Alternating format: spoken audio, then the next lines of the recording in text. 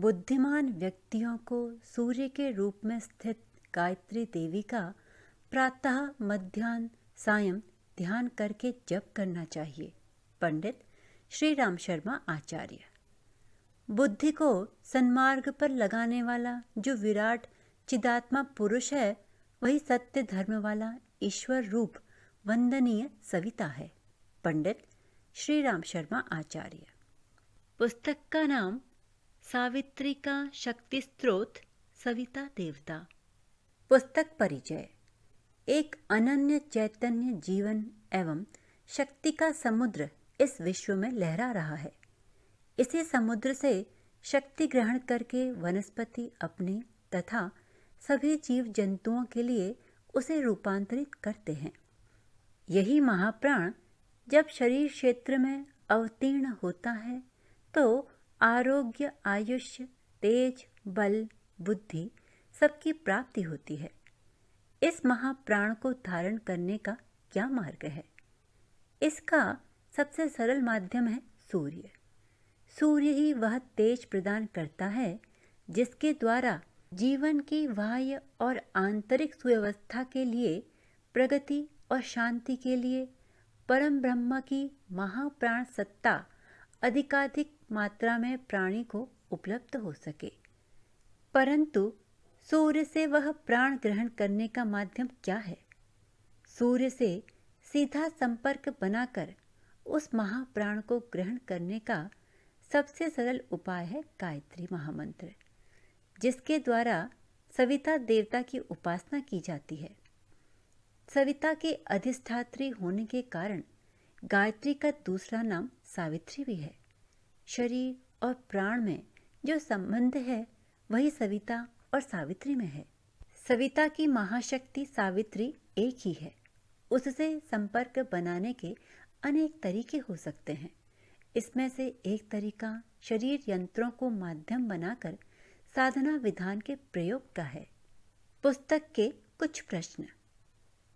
क्या है सविता और सावित्री का परस्पर संबंध? सावित्री किसे कहा गया है? सूर्य की उपासना के क्या लाभ हैं? तंत्र और यंत्र का परस्पर क्या महत्व है? सविता की महाशक्ति कौन है? सूर्य की साधना से क्या क्या प्राप्त होता है? सविता के ध्यान द्वारा शक्तियों का विकास कैसे होता है? ज्योति अवतरण साधना क्या है? सविता पर एक वैज्ञानिक दृष्टि स्पष्ट कीजिए।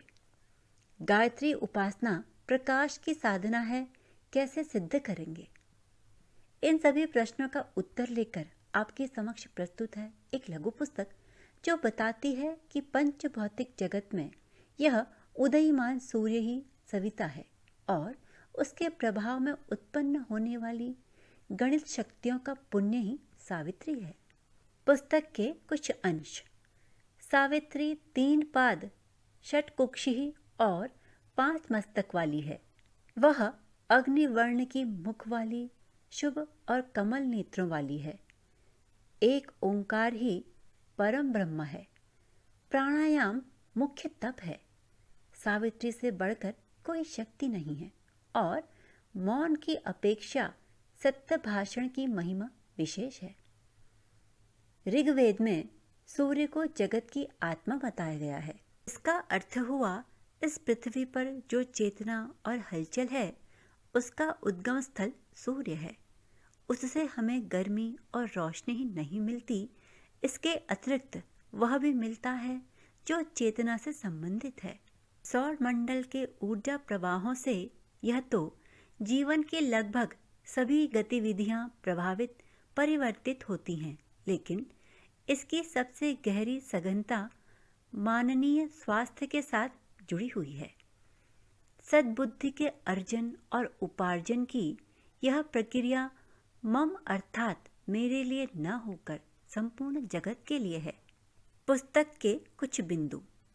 गायत्री सावित्री महाशक्ति का महाप्राण सविता, सावित्री का शक्ति स्त्रोत सविता देवता, समस्त शक्तियों का उद्गम स्त्रोत सविता, सूर्य की साधना से मिलती है सद्बुद्धि, सूर्य की क्षमता और आराधना, चेतना और ऊर्जा का भंडागार सविता देवता, ध्यान साधना से शक्तियों का विकास, सविता साधना से शक्तियों का विकास, ज्योति अवतरण की साधना।